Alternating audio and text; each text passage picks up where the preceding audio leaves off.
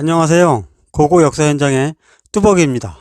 오늘은 서울 용산구에 있는 효창공원 두 번째 시간입니다. 출발해 볼까요? 고고! 밖에서 본 효창공원인데요. 담장이 보이죠? 저 안쪽이 독립운동가들과 임정요인의 묘가 있는 효창공원입니다. 1편에서 말했듯이 효창공원에는 7명의 애국지사묘와 사당이 조성되어 있습니다. 효창공원은 백범 김구 선생이 동지들과 함께 1946년 독립운동가들의 유해를 이곳에 모시면서 자연스럽게 국가 현충시설이 되었다고 할 수 있습니다. 그래서 훗날 임정요인들도 김구 자신도 이곳에 잠든 것이죠. 왼쪽이 효창운동장인데요. 이곳이 원래는 효창공원 영역이었습니다. 대통령이었던 이승만은 정적인 김구가 사망하여 이곳에 안장되자 경찰을 동원하여 사람들의 참배를 강제로 막기까지 합니다.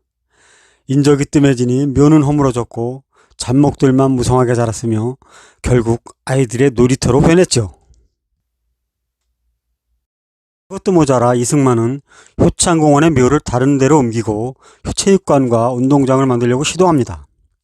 독립운동가들과 후손들의 반대로 무산은 되지만 끝내 몇 년 후 축구장을 만들어냅니다. 그게 효창운동장입니다. 상황은 박정희도 비슷했는데요. 군사반란으로 대통령이 된 박정희는 일제강점기 시절 일본에 충성한다고 혈서를 쓰고 창씨개명까지 했으며 그것도 모자라 독립운동가들을 때려잡기까지 했죠. 박정희는 효창공원에 골프장 건설을 추진하기도 했고 뜬금없이 대한노인의 건물이며 반공기념탑, 원효동상, 유경수, 송덕비까지 세웁니다. 담장이 잘 보일 겁니다. 저 너머가 효창공원이라는 거 아시겠죠? 앞에서 보았던 담장이 이곳까지 연결되어 있는 것이죠. 담장 너머로 사당인 의열사가 있고 삼의사묘가 있습니다. 이승만과 박정희가 독립운동에 콤플렉스가 많았던 탓일까요? 대통령으로서 이들의 행태는 어떻게 이해를 해야 할까요? 설사 콤플렉스가 있다고 하더라도 대통령이라면 대범하게 나라를 이끌어가야 하는데 개인 감정이 섞여 있는 것 같아 짜증이 날 정도입니다. 이봉창 의사 동상인데요. 3의사 중에 한 명이죠. 외왕을 죽이려다가 실패하여 일본에서 죽임을 당한 이봉창 의사. 백범 김구 선생을 만나 그랬다죠. 인생의 목적이 쾌락이라면 지난 31년 동안 모두 맛보았습니다. 이제부터 영원한 쾌락을 위해 목숨을 바칠 각오로 상하이에 온 것입니다. 세상을 깜짝 놀라게 할 성업을 완수하게 해주십시오. 이 짧고 굵게 살다 간 이봉창 의사의 동상은 1995년에 이곳에 세워졌습니다. 백범 김구 선생의 묘 입구입니다. 사당인 의열사와 백범 기념관 사이에 있는데요. 영상을 기준으로 오른쪽에는 의열사, 왼쪽으로는 백범 김구 기념관이 있습니다. 김구 선생의 묘임을 알려주는 하얀색의 안내판이 보이죠? 해방 공간에서 민족의 최고 지도자 중 한 명이었던 김구 선생의 서거, 그의 죽음에 대해서는 아직도 풀리지 않는 미스테리가 많이 있습니다. 도대체 김구 암살의 진실은 무엇일까요? 김구 선생의 묘는 1949년에 조성이 되었는데요. 한국 전쟁 전에는 효창공원이 현충원 역할을 하던 묘역이었으니 암살을 당한 김구 선생이 이곳으로 모셔진 것은 어쩌면 당연한 일인지도 모릅니다. 그러나 김구 선생은 마음 편하게 주무시지는 못하셨을 것 같습니다. 이승만에 의해 참배객들조차 마음대로 오갈 수 없었던 것은 물론 효창공원 자체가 버려지다시피 했으니까요. 올라가는 계단 양쪽으로 둥근 소나무들이 두 팔을 벌리고 환영을 해주는 것 같죠? 나무도 초록의 잔디도 잘 가꿔져 있습니다. 백범 김구 선생 묘입니다. 뭐 그리 웅장하지도 않고 화려하지도 않습니다. 터만 조금 넓을 뿐 조형물도 단출하죠. 상석과 묘비, 장명 등 망주석이 전부입니다. 소나무들만 틈새가 보이지 않을 만큼 잘 자라 마치 병풍을 보는 것 같습니다. 백범 김구를 모르는 사람이 있을까요? 그에게 붙는 대표적인 수식어는 임시정부 수석, 민족 지도자, 독립운동가 등입니다. 누구보다도 파란만장한 인생을 살았던 김구는 17의 나이에 동학에 들어가면서 새로운 세상을 느끼게 됩니다.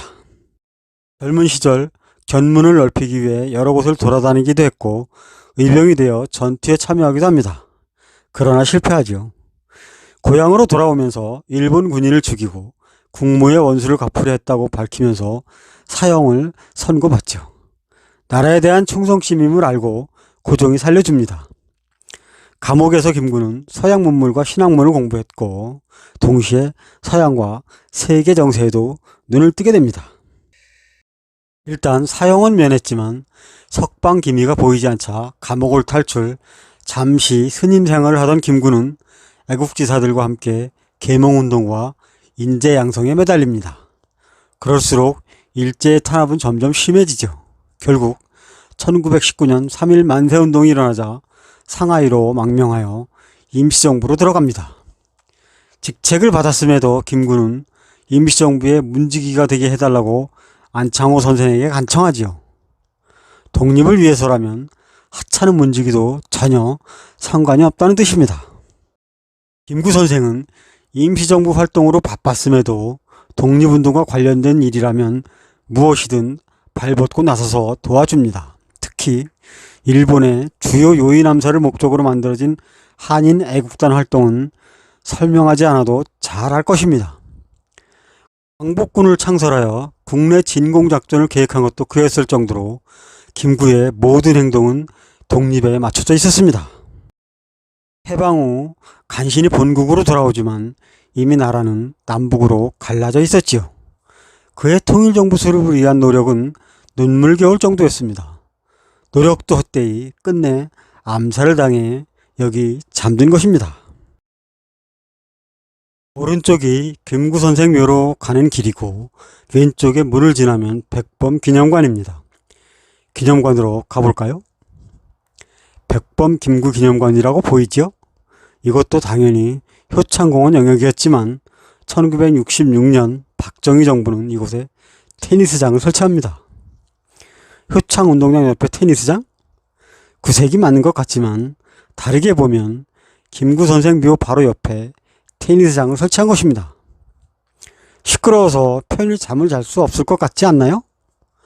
박정희의 발상이 놀라울 지경입니다. 화면에 계속 흰 건물이 보이죠? 백범 기념관입니다. 2000년 김대중 정부가 테니스장을 철거하고 백범 기념관을 짓기 시작하여 2002년 10월에 문을 열었습니다.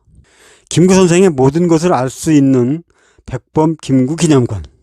혹시 효창공원에 가거나 김구 선생에 대해 더 알고 싶다면 백범 기념관을 방문해 보십시오. 하나부터 열까지 모든 것을 다 알 수 있을 것입니다. 시청자 여러분, 백범이라는 호가 백정과 범부를 따서 지었다는 거 아시나요? 즉, 백정과 범부가 주인이 되는 민국의 세상을 만들기 위해 김구 선생은 여생을 바친 것입니다. 그러한 백범 선생의 진면목을 볼 수 있는 곳이 바로 백범 기념관이라는 것이고요. 효창공원 한번 가봐야겠다는 생각이 들죠? 감사합니다.